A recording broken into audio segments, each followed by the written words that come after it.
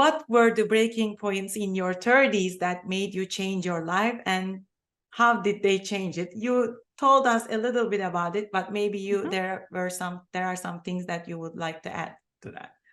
Yeah. Like I shared that moment of sitting with myself and realizing that I had completely lost myself in motherhood was the very pivotal point in my life.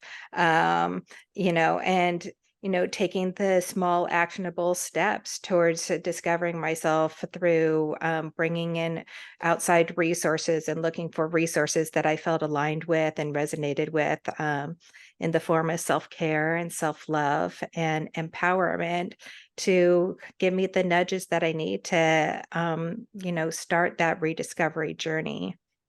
Mm-hmm.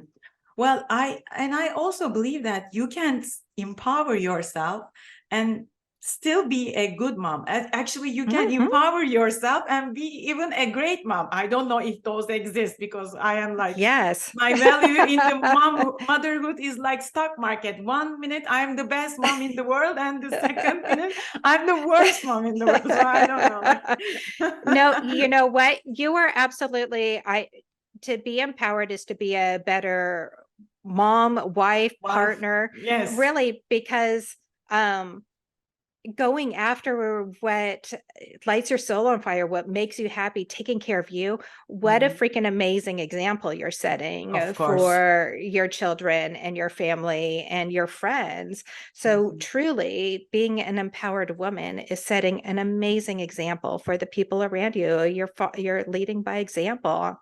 So I absolutely, you're correct.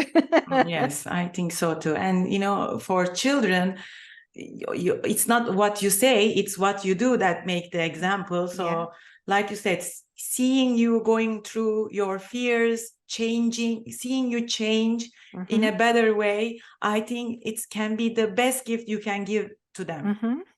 Yeah, being vulnerable in front of your children is huge too. For me, speaking for myself, I always was trying to put on a strong front. Like if I had to cry, I would save it until I was in the shower and no one hopefully would be bothering me, and I'd cry it out in the shower.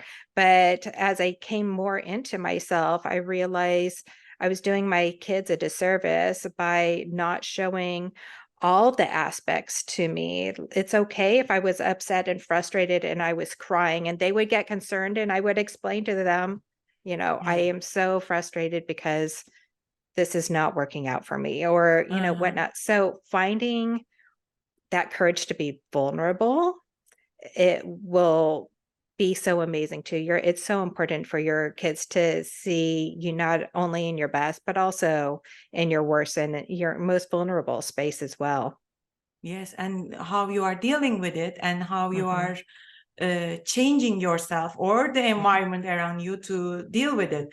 And I think also it's very important to show your vulnerability to your children, because not only your daughter, but also to your sons, because there is also sometimes this message that people want to pass to their sons about like not showing their emotions, not being too vulnerable. But I think in this day and world, as we are seeing around us with all the news, maybe people, men and women, they need to show their emotions more, understand each other's emotions more, and work on being their best like that, right?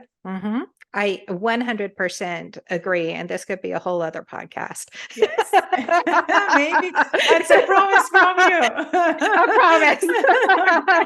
Yeah, I 100% agree. And I have 3 sons and a daughter, and it was very, very important to me to be able to hold that safe space for my kids to be vulnerable emotionally and feel that they could come to me with whatever and cry with me. And because I'm their mom, I would cry with them, you know, Yeah.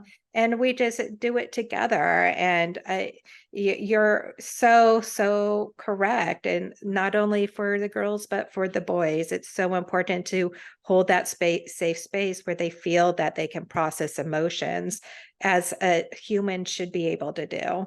Yeah. Yes. Well, I got my promise. Don't forget about it. I There's will another, remind you. write it down.